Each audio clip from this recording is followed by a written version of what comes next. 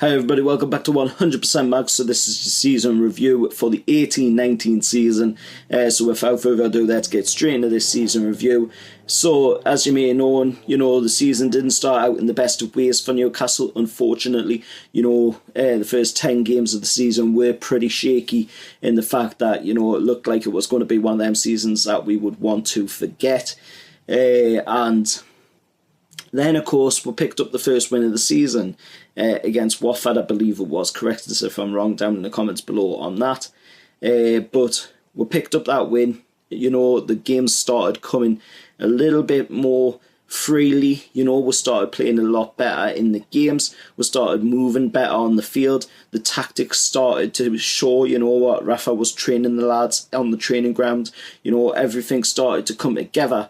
And then, the second half of the season come around, and that is where Newcastle started to really shine as a team. We started looking more like a united front, against the teams in the Premier League. We started playing really, really well, and the tactics just started to mould really well into the team. The players looked like a good unit of players, and then we brought in Almiron. Almiron played absolutely sensational from the moment he came into the team, until unfortunately he picked up that knock at the last few games of the season. And he was out for the rest of the season.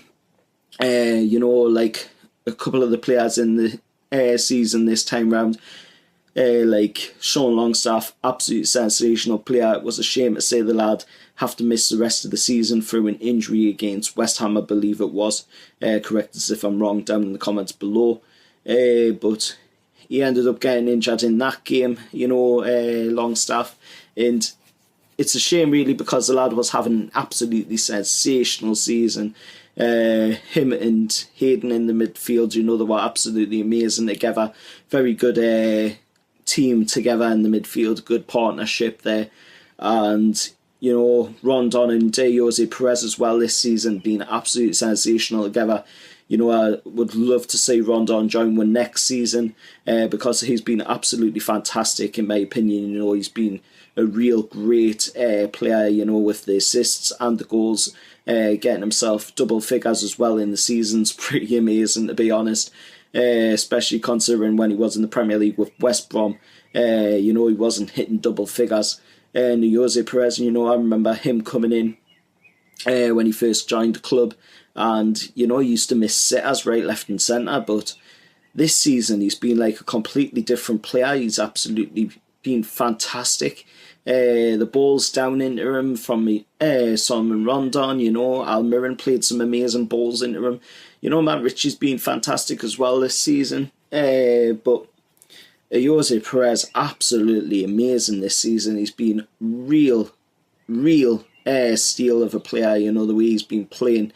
And if you look back to when we signed him, I think it was like about about $1 million or 2 million or so. Correct us if I'm wrong down in the comments below on that one. But it was absolute peanuts for Jose Perez, and he's been an absolutely fantastic player since being with her. He's really improved as seasons have went on, and I think that's credit to the fact that Rafa Benitez, being a Spanish guy, Jose Perez is a Spanish lad, and he's really had like a father figure in in Rafa Benitez, to lean on and get that support that he needs, to advance as a player. And he's come on a whole load since he joined I've got to say that. But Rafa Benitez having an amazing game plan for the next 10 years of Newcastle. We've got to sign Benitez to a new contract, get him on a new deal. But this season, the first half of the season, like I say, it was not the best. We picked up that first win after 10 games, of being really poor. And then the second half of the season rolled around. We got a win against Man City, probably the highlight of the season, for many Newcastle fans with the way things were going on You would have never expected Newcastle to come away 2-1 winners in a game against Man City. Absolutely amazing. What a night that was.